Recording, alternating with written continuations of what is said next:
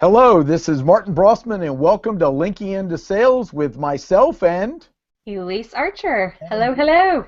And we've got Jon Ferrara. Hello, hello. we got an Okay. exciting show today, and we're going to mention a few things and jump into it, but we want to use all of our time, and we've got about at least 45 minutes, and we want to hit them all, but we want to first start by just acknowledging our sponsor, NC State Technology Training Solutions, which offers a full resources in professional training to advance your career. I teach with Karen Tede the Social Media Management Certificate Program. I teach the Social Selling with Greg Hyer there, and then they have Excel Power Tools, how to write apps. Really check it out, and you can find it on our website at linkingintosales.com.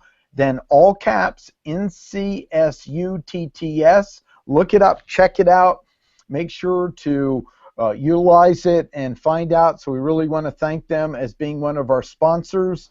And John, I have a hidden agenda of maybe getting Nimble one in the future. So just so you know, we want to have the work with you on it because we're such fans. So That's fair.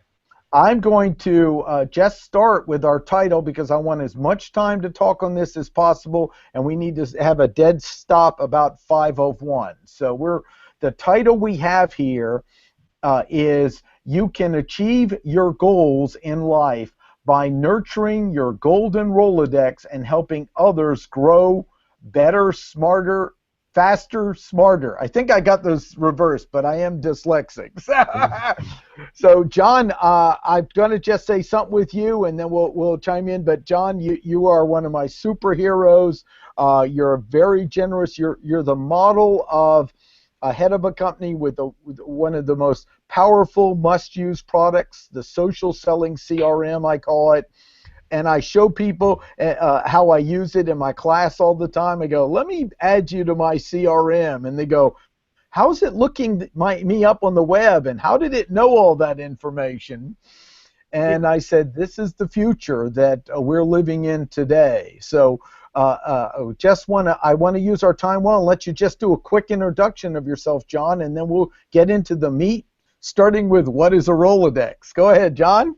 Well, first, I just want to thank you and Elyse for inviting me to come and push my soapbox up into the center of your community to enable me to do what I love to do, inspire and educate other people about how they can become better, smarter, faster, because I think that's what we're on this planet to do, is to grow our souls and help other people grow theirs. And we do that by connecting one-to-one with other human beings, by sharing our dreams, our goals, and through that conversation, we power each other to succeed. And in the end, that's all we leave this planet with are the moments that we've been truly present with other human beings and ideally helping to help them achieve their goals, because I believe that the more people that you could help grow, the more you'll grow.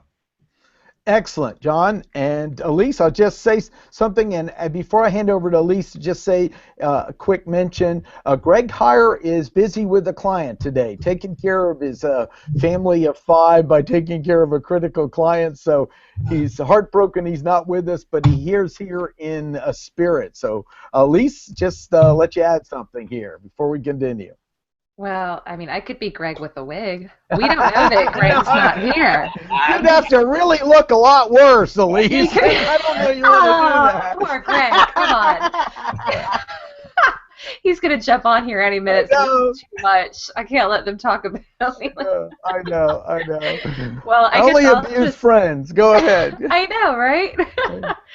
I guess I'll just add in my personal kind of initial feedback. So, John, this is so bad, but I wasn't super familiar with Nimble up until recently, so shame on me, because when Martin started sharing with me about it, I went online, checked it out, signed up for it, and it is incredible. I am loving it. I'm loving it because I think, in our follow-up and prospecting as sales professionals today, we have to do something to stand out. We have to know what somebody's personal interests are, what they love, what they're passionate about, and so I guess just my initial experiences, but it makes that kind of hunt and peck online of trying to source different information about somebody, whether that's from Facebook or LinkedIn or Twitter. It puts it all right there for you. Yeah. So I'm a I'm a huge fan. I've got my boyfriend using it for his business, so we're evangelizing here. All Well, right. you know what? Let's not make this about Nimble. No, no, I want to be. Let's I'm make right with. this about how we can help other people grow. Because I truly believe that if you teach people to fish, they'll figure out yourself fishing poles. So I want to talk about broad concepts. And if you guys, after we talk about these ideas, decide you want to check out Nimble, that's great. But this is about how you can become better. Because if you talk about your products and services, then nobody really cares. They want to know how they could be great, not how great you are. So let's turn this around and let's bring it back to the Golden Rolodex. How's that? What is a Rolodex? You know, there are a number of us who don't even know what a Rolodex is. So, John, we're going to start with your definition. Well, you know, let me just pull up a picture of a Rolodex so you guys can see, because I know the millennials out there, God bless them, and I love them all, may not know what a Rolodex is, but essentially today your Rolodex is your cell phone. That is basically your Rolodex. And essentially what a Rolodex is a place for you to put your connections. And in the old days, we used to get these things called business cards. And we'd exchange those business cards, and then we basically would begin to keep them in some sort of a device. So basically what I'm going to do is quickly go to this thing and share my screen, and then so that's screen one, cool, and basically turn this on, and let me know if you guys can see my screen right now. Yep. Okay. So basically this is a Rolodex, and what a Rolodex is in the old days was a place where you'd put people's contacts and names, and this is how we manage relationships, through getting people's information and putting it in these cards, and then that sort of evolved into a more sophisticated way called a 6x9 index card sharing, which is instead of you just putting people's names alphabetically, you would put the names based off of the recall date. So these tabs would be dates or months or weeks, and you basically connect with another person, you'd make notes about the conversation, and then you put a time of like what the next step is and when you should follow up. Because you typically say, yeah, you know, I'll follow up with you in 2 weeks or 30 days or whatever, and then you file that based off of that recall date and that next step. And that was the essentially the way that people used to manage their contacts and their connections. Today we're doing it electronically. And so ultimately, your golden Rolodex are the connections that you've built over a lifetime. And today, most people don't manage those effectively. They have them in Outlook, Address Book, and Google Contacts, and Twitter, Facebook, LinkedIn, Pinterest, Instagram, Foursquare, Google+, AngelList, Crunchbase, and Snapchat. And the thing is none of this stuff's connected, and you don't really know who somebody is the last time you talked to them, and you're not able to identify the people that matter, to reach out and build relevant and authentic pay-it-forward relationships that ideally result in when this person needs your products or services, they not only pick up the phone and they call you, but they drag their friends with them. Because out of sight is out of mind, and out of mind is out of money. Out of sight is out of mind, and out of mind is out of money, honey, said Mae West. And she's so right. And that's your job in life, is to essentially walk in your customers, prospects, and their influencers' digital footprint, add value to their journey, become a trusted advisor, so that basically those people call you when they need you. And today, we're not managing that right. Your golden Rolodex is essentially scattered all over the place, and that's why I think we all struggle with maintaining these connections. And I think one of the big things is our human brain can't manage more than 100 or 200 people at one time. It's called the Dunbar limit. And so we basically struggle to remember people, and we lose them. It's like gold falling through the floor of the saloon, because it's just all falling through there, and you're losing all these bits of people that you could be connecting to. And if you could connect to the right person at the right time on the right channel with the right message to nurture that relationship, you'd be so much more successful in life.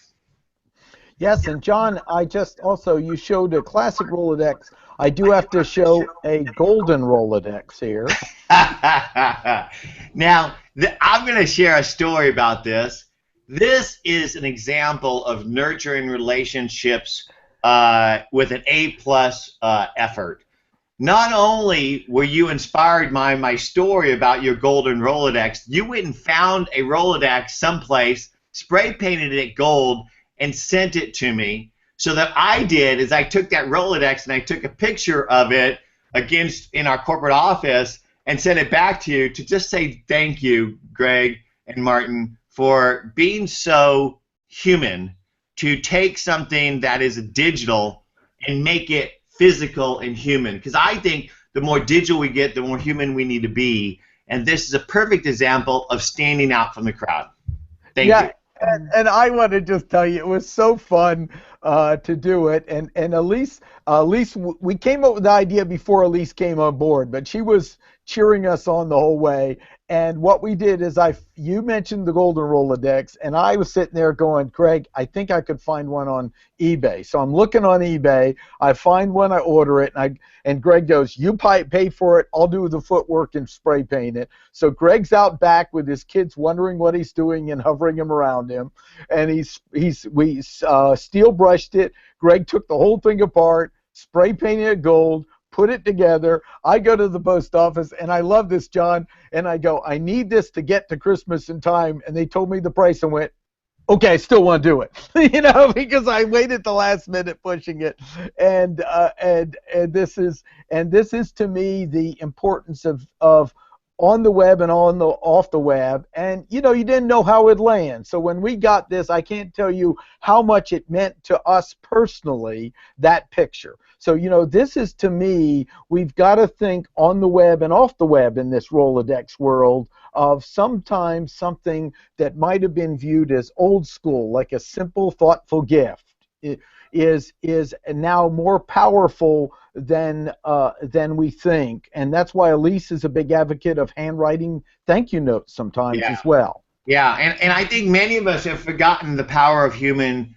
connection, and it could be as simple as picking up the phone. I know that many people don't have one of these things anymore. This might be an antique, but I have a phone on my desk, and I pick up the phone and I call people on a regular basis out of the blue, friends, just to connect with them and find ways I could add value to their journey. And what I often do is I do that when I'm walking, because I believe that sitting is the new smoking. So whenever you can, get off your chair and walk. And I love to do walk and talks, and I love to do those in person. So many times when I invite somebody or somebody says they want to go have a coffee, I say, let's go do a walk and talk. But ultimately, swinging this back to your golden Rolodex, I think that today, your network is your net worth. Your personal brand plus your professional network helps you to achieve your passion, plan, and purpose in life, and that most people are not building their brand and nurturing their network effectively. And I think it's just too hard to do. And this is why we built a platform to do it. I'm going to be honest with you. I'm not good with paperwork. I need a tool to help me to get organized. That's why I started building these tools 30 years ago. And I'm going to tell you a quick little story. We all live in Outlook, Address Book, or Google Contacts, primarily in the inbox. Is that right? Yes. Mm-hmm. Okay.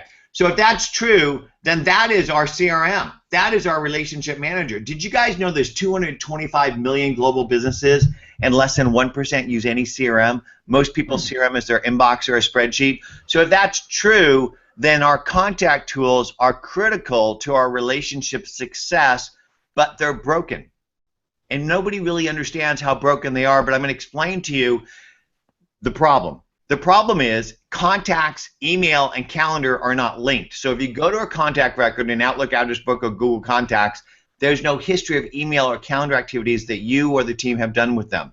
So that means you don't have context. Context is what's happened, who did it, what's going to happen, who's going to do it. And if you go to Office 365 or Google Gmail or Google Apps for Work or Apple Mail, Apple Contacts, Apple Calendar, the contact record is not linked to the calendar or the email, so there's no history in the contact, and that's why you never go to it.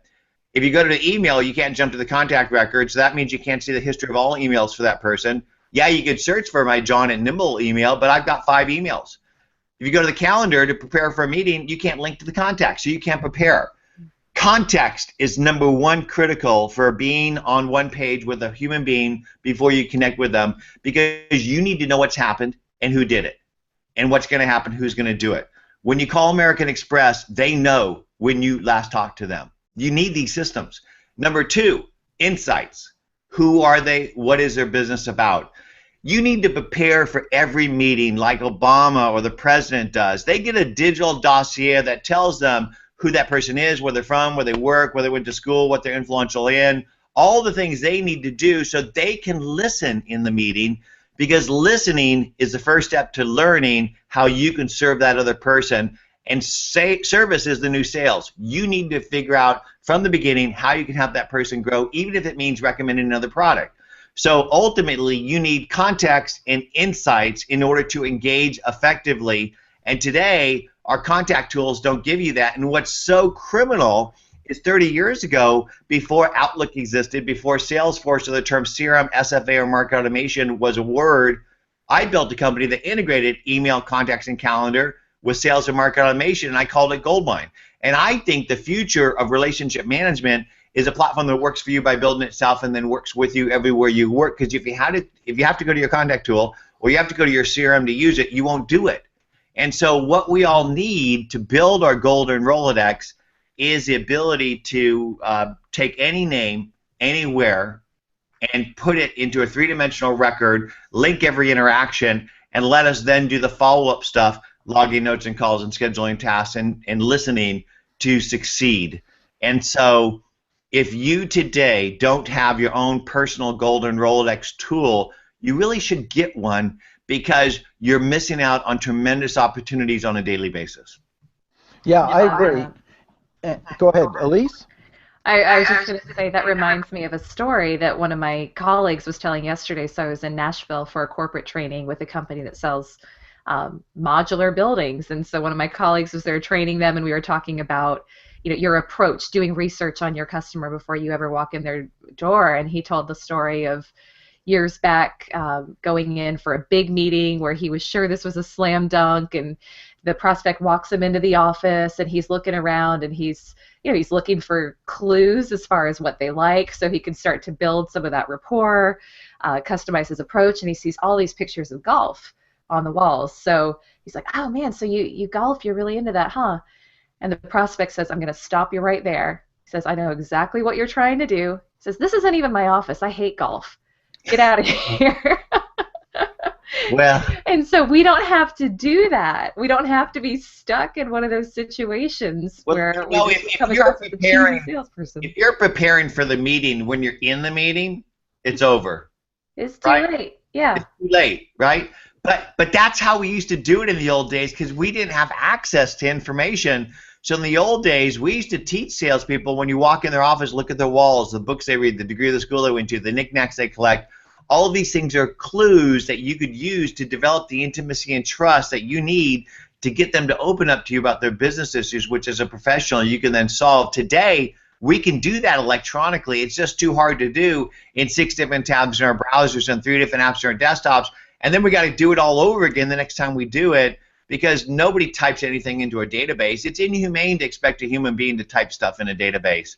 So you're not going to log the details that you know about people and companies. And even if you did, it would decay so rapidly that it would become unusable, because people change, companies change. But I do agree, Elyse, that being prepared before a meeting is a sign of respect. Yeah, and it's so easy to do now. The data's out there, and the data's available to find out information that they welcome you have, and information that you may find, they had a speeding ticket. Well, we may not put that in, but if they showed up as having a criminal record, you might put a note of your mind. Yeah, does not be the first thing out of your mouth. So all of this, we've got, Jon, I talk about welcome information. Then I talk about fair or legal information, then I talk about out of bounds or information that if you know that that's a little too personal, you may not want to be bringing that up with them. And so, you know, there's things where they made effort or spent money to get something out with their name on it. That's in the domain of welcome information. Would you talk a little bit about that? Because that's important in collecting these in the Rolodex. Well, before we get to that, I want to talk a little bit about your personal brand and the company brand. Great. And why you need to nurture your network and your brand for your success, even if you're not in sales. Because I believe that every person who's listening to this today will not work where they work in 1 to 5 years. The average is 3. And that you will be hired at your next job because of your network and your brand. And that doesn't mean if you're just in sales, because ultimately, if you're in marketing and PR or biz dev or product management or whatever, all of those things are critical. And so you should be nurturing your network and your brand on a daily basis.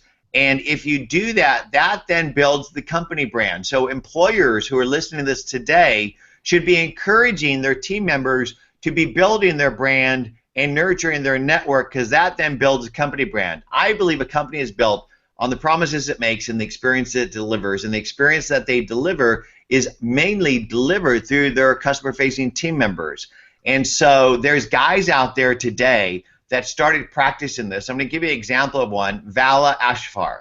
Vala used to be head of customer service for a technology company in Boston, started to use social media to build his brand. That built the company brand so much, the company got bought. The new company, he became head of sales, and that company grew so much because of the work that Vala was doing of building his brand and the company brand, that Vala was selected to run digital for Salesforce now. And so by building your brand, you open up doors to so many opportunities on a global basis. And so make sure employers who are listening to this, don't be afraid of your team members building their brand. And ideally, rather than just sharing content on your company social profiles, you should be sharing content across all your team members' profiles and let them share content that is in and around their areas of passion. So maybe our product people at Nimble share product ideas about how to develop better products. Customer service people develop customer experience, share customer experience content. Our salespeople share sales and marketing ideas. And then ultimately, all this sharing gives a human face to your company brand. And so the whole idea of a golden Rolodex, the sum of those golden Rolodexes and brands will make or break a company. Question on that. So I know there's differing approaches to how to build a personal brand within the umbrella of your company brand. Right. So some companies are really, really stringent about you need to be very clear that you're with us, that you work within our company. And then I know I've also heard Jeffrey Gitomer talk about when you're building your personal brand, that's yours. You don't need to do it in conjunction with your company because you got to take it with you. So what's your take on it? My take on it is that my team members at Nimble don't have to have a Joe at Nimble ID. I'd prefer them to have their own human ID because that makes it more real and authentic. And so they're not there to promote Nimble. They're there to build their brand and their network and be thought leaders in their areas of specialty. And by doing so, that makes us more real and authentic. So stop talking about your products and services. Nobody cares. Talk about how other people can be great, not how great you are. And so I don't agree that the team member's brand should be tied in any way to the company. If that person wants to say that they work at the company, that's fine. But ultimately, that will get discovered because if that person is doing a good enough job of their own brand, you'll end up at their LinkedIn, in which case you'll see where they work. But it's not about the company. It's about powering the people, because I truly believe if you can empower your team members to grow, empower your team members to serve the customers they're touching on a daily basis, your company will grow. And so I 100% agree with you, Elyse. I love that approach. Because I think a lot of companies are scared to let their people do that. They're afraid that they're going to run rampant or put out the wrong type of content or get discovered by a competitor. It's like you got to let go of that fear. Yeah. Hold you back. Sure, somebody may build such a great brand that they get swooped up, but wouldn't you rather have an employee there who's building a great brand rather than one who doesn't try Well, because they're afraid? imagine that you do grow somebody so big that they do leave, right? Well, what that says to other people is I can go there and grow too, right? Right? That's a place that nurtures people, that grows people. I want to go and grow there. And ultimately, that person that leaves will be an evangelist for you the rest of their lives. I mean, there are people that stop me on the street and say, John, you changed my life at Goldmine. And that's not just the team members that work there, but it's the VARs that sold the product. It's the analysts that wrote about the product. There's a guy named John Tashik who I taught about CRM back in the mid-90s. He was the editor for PC Computing. He now is the head of strategy for Salesforce. So it's okay, right? It's grow people, right? Spread the wealth around you. And all of this comes back to the purpose of life. Your job in this world is to help other people become better, smarter, faster. And if you can do that at scale, you could build a gold mine. I know, I did. Outstanding. Go ahead, Elyse. Oh, I was just saying, I love it. I love it. Go ahead. The next thing I'd love to build on that is now how do you nurture the network of your prospects, customers, and influencers? Because this is an active activity. This isn't just passive. This is you engaging. And I do want to say, John, I have a little bias. I'm willing to help everyone a certain level, but I do listen to who seem to either appreciate it or take it and run with it. And then that's where I put more energy, because we do have limited resources here. You do. And some people really are just taking, and you know, that needs to be in my charity basket, you know? Yeah. And so I want to integrate the reality of that. And so this whole idea of a golden Rolodex has to be an active process, and it has to be structured, and it has to have a purpose. Ideally, what you're doing is you're identifying people that matter, reaching out and building pay-it-forward, authentic and relevant relationships that ideally result in a measurable, mutually beneficial business outcome. Could be a personal outcome too. And the way that I do that, and I recommend the people listening to do that today, is to inspire and educate on a daily basis, because I believe if you teach people to fish, they'll figure out your sell fishing pole. So I have what I call as the 5 E's of social business. Educate, enchant, engage, embrace, and empower your customers. And you do that by giving your knowledge away. Most people who are in some type of specialty have forgotten more about their products and services than the customers will ever know in their lives. Become a trusted advisor to your prospects and customers by sharing knowledge on a regular basis. I share content every hour, on the hour, 24 hours a day. And it's not just content about Nimble. I'd say it's like 10 or 20% Nimble. The rest of it is just inspirational and educational, and it's not all business. Because I think you got to roll up your sleeves and open up your shirt and show people your heart and soul on a personal level for them to connect in a human way, and that way they'll remember you. And so I share content about how you can become better, smarter, faster in and around the areas of promise of our product, which is sales, marketing, social media, startups, entrepreneurship, etc. But I also share content in and around my passion, plan, and purpose on a personal level, which includes family, friends, food, frolicking, backpacking, astronomy, photography, all the things that I dig. And what happens is, because I'm sharing these personal things, people connect to me on a deeper level, on a personal level, and that then deepens the business connection. So it's not always about business, but it's about human connection and interaction. And then when it comes time to business, they'll remember you, and it'll be much deeper. But you can't just connect with everybody. So I tell people sharing content is like dripping fishing lures outside of your boat and into the digital river. And what happens is people bite on that. And then what you have to decide is which of these fish that you actually want to deepen the connection with, take home and bring into your house. So the big thing is that you should respond to everybody, right? Because that's human. But then you deepen the relationship with the people that matter. But how do you know who matters? Because shit, it's like if you do what I tell you to do, you're going to start generating thousands of conversations and connections, and you don't have time for that. So what you do is you use something that will layer intelligence, enrich these connections on people and company data, so you can determine which of these people you might serve, because that's your focus. What you should be doing is figure out how you can grow other people, because the more people you grow, the more you will grow.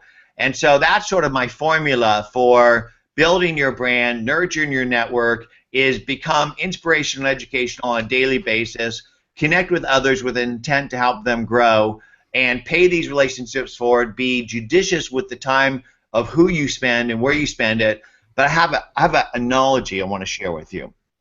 Did you know that most of the fuel of an automobile getting up to speed or a rocket getting out of orbit is spent on that initial climb, that initial start? It's the same with relationships. So what you need to do is you need to figure out which ones you want to deepen with and make that investment. And then what you need to do is periodically go out and touch those people. Connect with them.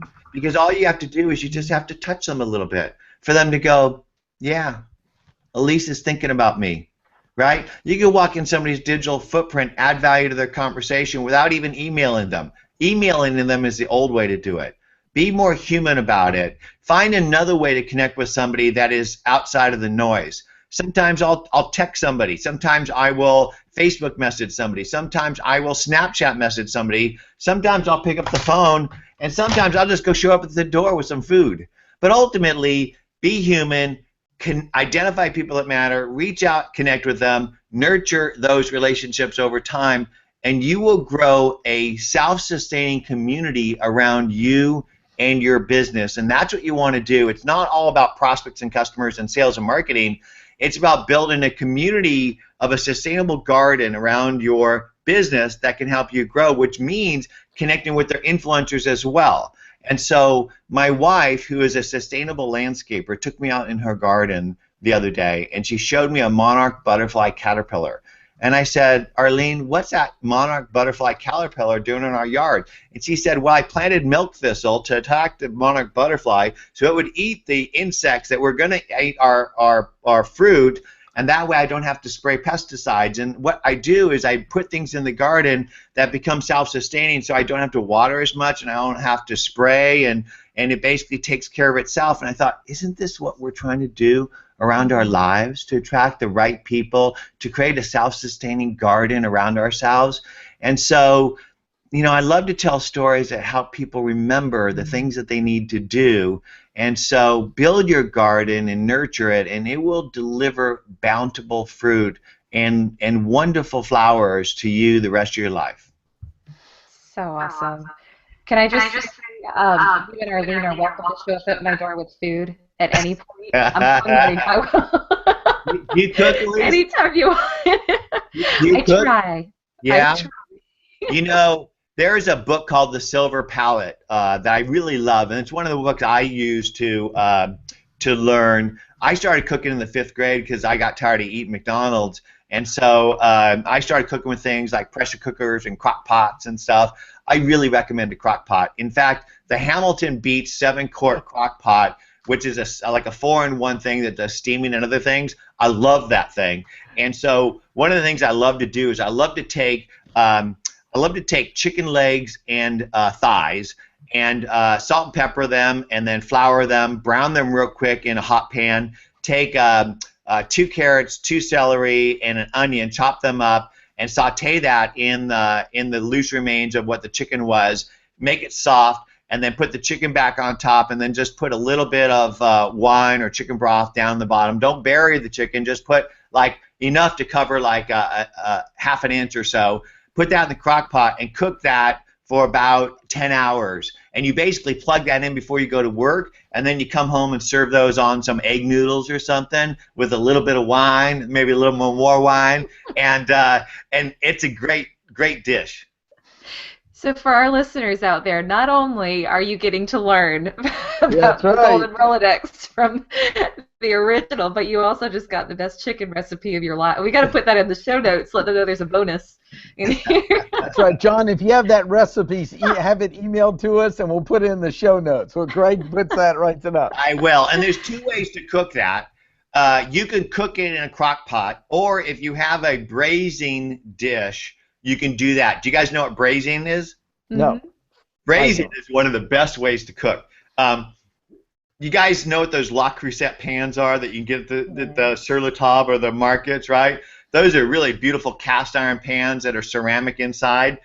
you get one. It's called a Dutch oven. It's got a little top on it, and so it's like a big pan, like a spaghetti pan kind of thing, but kind of fancy with a top, and it's all cast iron. You do the dish the exact same way, but rather than put it in the oven for in the slow cooker, you put it in the oven, and you basically only have to cook that for an hour or so. And braising is you get a much more crispy top to it because the heat of the oven is going all around the top of it. So I highly recommend experimenting with braising. And by the way, that same recipe is really good for short ribs, and I think short ribs are was invented by God, because basically you cook a short rib in a braising at 200 degrees for 10 hours in your oven. OMG. But you know, you want to learn more about cooking, follow me on Instagram, follow me on Facebook. I share recipes on a daily basis because I believe that people connect around family, friends, food, and lots of frolicking. Yeah, I think that's a great example of your story of actually sharing something about yourself that I hope our listeners got the extra value on that. I want to move to several other aspects of managing that relationships and Rolodex. And the topics is 3 different topics: the importance of allowing people to contribute to you, the importance of what I call co-opetition. That means often being open to working with people who traditionally might look like competition, which you've already brought up, and the importance of understanding not moving away from conflict, because I believe that's one of the greatest doors of how to build real lasting trust. So those are 3 things I kind of want to make sure we cover, Jon, because I hear them in aspects of how you live, and that's why I want to bring them up. So any one of those you'd like to dig into first? All right, let's talk about competition, because I love competition. So I've actually been on the phone with Mark Benioff, and I've met with most of his leadership on a regular basis, and they've actually offered to invest in Nimble. And so I don't see, because somebody does some of what your product does, that they're necessarily competition. What I think is that Salesforce is educating and inspiring other people about social sales and marketing on a daily basis, and I think that's great, because I'm building a Simply Smarter social sales and marketing platform for the 99% of the other people that can't afford to go out and buy HubSpot and Salesforce and Yesware and Inside View and you know, all those tools. So basically, by the time you get done buying a market automation tool, a CRM, a sales intelligence tool, and then a sales enablement tool that allows you to send templated emails with tracking, it's $50 to $100 per rep per month for each of those tools. And I think that's way too complex and expensive for most people. And so some of my best friends run companies that are competitive in one aspect or another to Nimble, but ultimately the market is so big out there that if you can find a niche and serve customers and help them grow, you could build a business that will essentially help you to achieve your own passion, plan, and purpose in life. And so I've had many meetings with Larry. Oh God, his name's slipping my mind, from Sugar CRM, and there's another CRM company that I won't name that I highly respect that wants to invest in Nimble, and I'm going to let him do that because I dig him and his philosophy. And so I think it's okay to talk and collaborate and work with competitors. Heck, I could tell you a story about Pat Sullivan.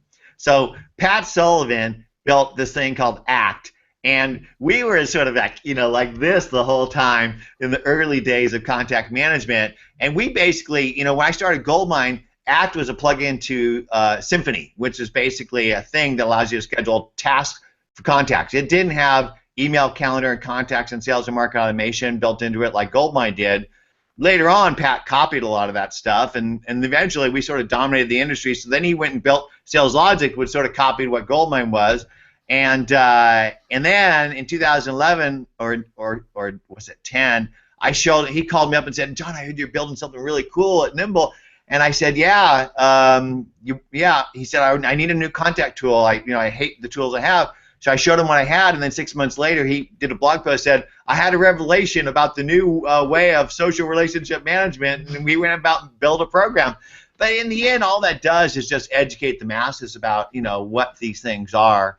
And so don't worry about competition. In fact, any business person today who's listening to me, that is the most powerful way to build a relationship with a prospect, is if you go in the door and you discover that you're not a good fit, tell them what product is. Yeah. Right? Because if you do that, you're going to earn trust so deeply that the next time that person needs something like you or their friends do, they will call you and drag their friends with them. And that is the mark of a professional salesperson. And so be sure to not worry about competition. Don't focus on them. Be aware of them. But focus on what your customers need and deliver it on a daily basis, and you will grow. Excellent. The next thing I want to bring in is the importance of facing conflicts that occur. And Jon, I've really taught one-on-one networking for years, and the common know, like, and trust, and building rapport. And in my studying of where the greatest relationships are built, usually some conflict inadvertently or mistake occurred, and then it was handled well, and it showed the character that got one of us wanting to be more connected than before. Yeah. And I think that's understated. In fact, I make a policy, Jon, not everyone I meet I like, and I make a policy of a game I play is if they're a real player in the community and somehow I don't like them, I like this philosophical thing of if you find something in the world you really hate, there's probably an aspect of yourself in there. Yeah. And you'll learn something about yourself by meeting them. And some of the best relationships I've had, later on we admitted that we both almost despised each other, and they'll say, but you made the effort to build the relationship, I wouldn't do, and it had huge payoff. So I want to make sure we get that because we're almost near the end, but I think understanding networking, and so many people avoid conflict, and I don't enjoy it, but I go, it's happening, an opportunity for a real relationship to occur. And so many people avoid it. I think they're losing the gold in life of growing. So I'll let you comment on that. Sure, and then that really gets back to my idea of we're on this planet to grow our souls and help other people grow theirs. And I really discovered this idea a year after I sold Goldmine. I don't talk about this a lot, but I got a tumor in my head, and it was pretty serious. And I spent 7 weeks with radiation and faced death. And in that process of fighting illness, and it's been 15 or so years since then, thank God, I discovered that through this journey of self-growth, because you really should do that when you're facing these types of things, is not just fight the illness, but really take it as an opportunity for growth. And so I did some spiritual work, and what I discovered was that the best way to grow your soul is by being present with other human beings, especially the people who love you. To look at your shit in life, you can grow as a human being. And so when you start talking about people that might rub you the wrong way, I think it's an excellent point to look at the aspect of that person's personality and to discover why they're really rubbing you the wrong way. And I'm going to give you a perfect example of that, driving down the road. Right? Driving down the road. So how many times has somebody cut you off or done something and you go, ugh, right? And you know what? You do the same thing. and you don't notice it. But I had a friend of mine, Marty Brendel, when I was in 7th grade. And we were in PE class, and I just got to the school. I was new to the neighborhood, and Marty and I were like two young bucks, and we got in a fight. right? I mean, that sort of bucking stuff, right? Then we just sort of get bucking and bucking, and then it's like, yeah, right? So after that fight, we became fast friends throughout the rest of our years in school, and he's still a very dear friend to me. And I could tell you other stories about my co-founder at Goldmine. I mean, our relationship was not perfect, right? But the combination of us both created something so powerful. So don't be afraid of struggles in relationships. Those are the opportunities to grow. You have to tear muscle to make muscle. And so, relationships are not perfect. I think that the whole idea of a garden is, again, attuned to a relationship. Imagine your marriage. Are you both married? I am, and Okay. Elyse has a significant other, So right? you have a relationship, Elyse. So you're gonna He's understand a great this. guy. You're gonna understand this idea of relationships, whether you're married or not. If you go out and tend your garden on a daily basis, then it's not much work, the work you do each day. But if you ignore your garden for a certain amount of time, you look out and you start thinking to yourself, it's too much work. It's like if it gets to the point where it's so far gone, then you're going to till the garden as opposed to nurture the garden. And so relationships are the same way. And so this whole idea of conflict, don't be afraid of conflict, because if you ignore the conflict, then that conflict will fester into something far worse.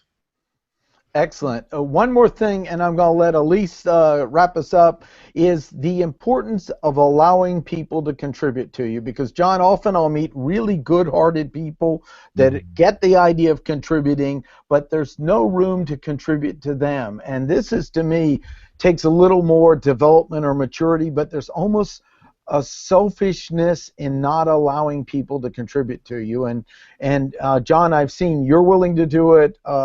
There's another gentleman I've worked with globally, David Amberlin, Andy Beal. These are people that really are amazingly accomplished people that have given me the gift of, Andy in his book thanked me. He didn't need to do that. He's connected globally and allowing contribution. Would you mention that? Then we need to wrap up. You bet. I think that what you should do, everybody listening to this today, should initiate contribution.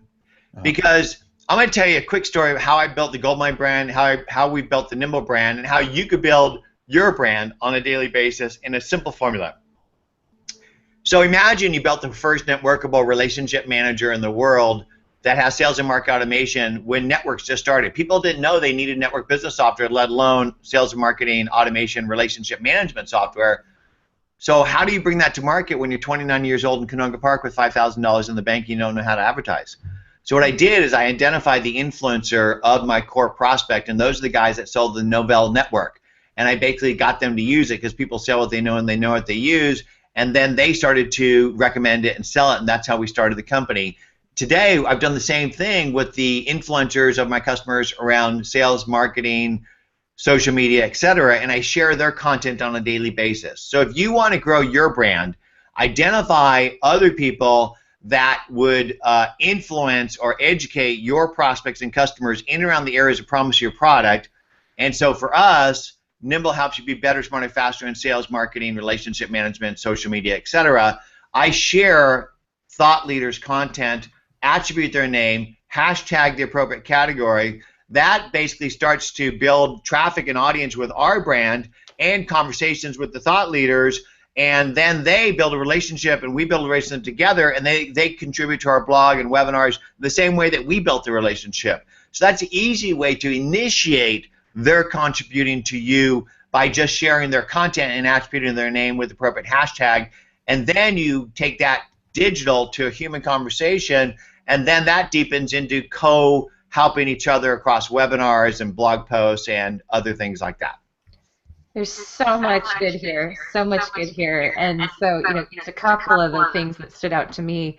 as we wrap up here are, how to identify the influencers, abundance mentality. We didn't really call it that, but really just knowing that there's enough out there for everyone and not worrying about the competition. And then just doing little bits every day, kind of like the compound effect, right? Just little pieces every day, and then you don't have to go till the garden because you're nurturing it. So we're going to go ahead and wrap up. Jon, you're incredible. Tell us quickly where people can connect with you if they want to find out more.